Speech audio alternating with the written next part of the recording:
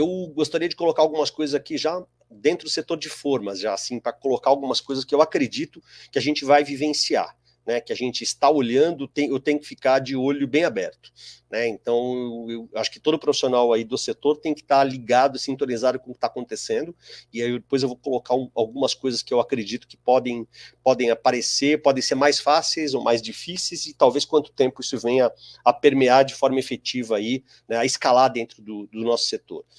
Eu acredito que a gente vai ter, né, na área de construção civil, projetos mais racionais, projetos de estrutura que não sejam contratados só por lâmina média, que acabem fazendo com que você tenha num pavimento tipo 10 ou 12 tipos de tamanhos de pilar e meia dúzia de alturas de viga ou larguras de viga, né, que acaba dificultando tremendamente o uso de sistemas racionalizados, o que mina a produção das tuas equipes.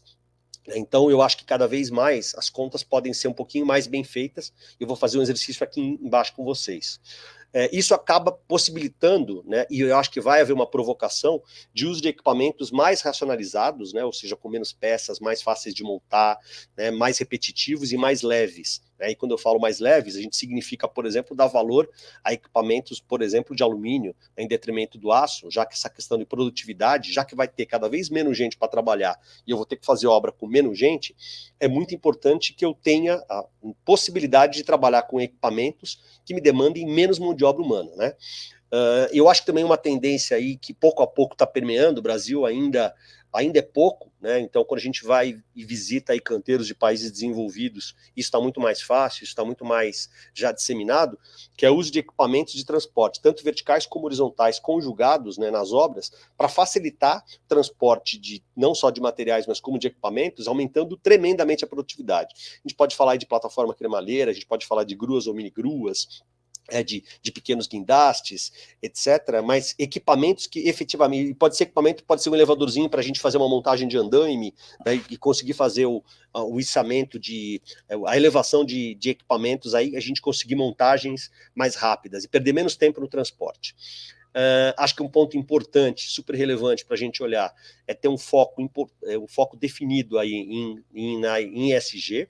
Né? Então, quando a gente fala no setor de forma, isso está muito refletido aí na reciclagem, na solução dos contatos. Né? Então, talvez um contato de madeira, um compactado em plastificado, que dure 20, 30, 40 usos aí, se a gente não pensar em uma condição de sustentabilidade, isso pode ser que a gente tenha aí passivos ambientais importantes, né?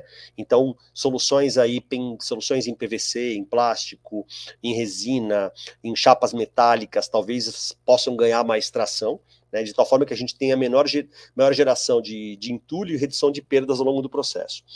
Aqui eu destaco coisas bem novas, eu não sei quem está familiarizado com isso, mas muito recentemente, né? Então, a gente está começando a falar em soluções aí para a estrutura que mexem muito com a questão dos novos materiais. E quando a gente fala dos novos materiais em estruturas de concreto, naturalmente a gente fala do aço, né, e do concreto per si. Né? Então, o aço, a gente começa a falar do aço chamado CA70, que é um aço que tem maior resistência, então a gente vai trabalhar com menos aço, né, aí nas estruturas, né, ao longo do tempo. Né? Esse é um produto aí novo, de uma certa forma, aí da Arcelor.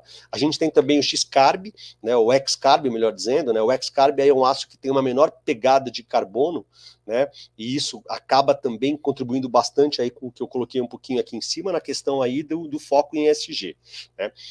Quando a gente fala no concreto, né, que talvez seja a matéria-prima mais relevante aí para nós, né, já que ela está aí em cima dos escoramentos, dentro das formas, né, eu destaco aí o HPC, né, que é o Ultra High Performance Concrete, são os concretos de ultra alta resistência, estamos falando em concretos de 150, 250, 300 MPa, que já tem aplicação comercial, né? Então não é uma invenção nova, eles estão naquela fase de viabilidade econômica, mas tecnicamente a gente tem hoje soluções aí que permitem fazer, e inclusive uma norma nova que está sendo agora discutida, começou a ser discutida agora, sobre os UHPCs, né?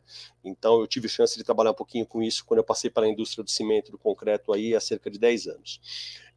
Dou um destaque relevante aí para o grafeno, né? Então o grafeno é um material bastante novo,